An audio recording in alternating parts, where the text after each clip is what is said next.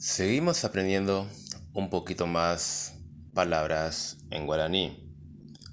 Ahora le traigo adverbio. Los adverbios es la palabra que sirve para modificar a un verbo, a un adjetivo o a otro adverbio. Aquí tenemos algunos ejemplos. Angaite, enseguida.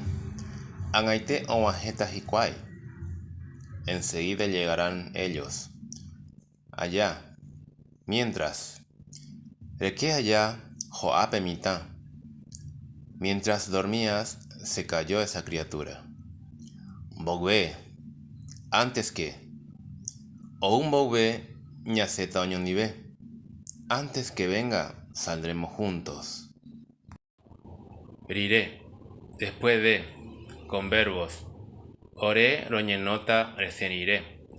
Nosotros nos acostaremos después de que salgas. Upei, después. Upei amombeutan debe. Después te lo contaré. Voy, pronto. Voy a un desu a nderu. Pronto vinieron tu papá y tu mamá.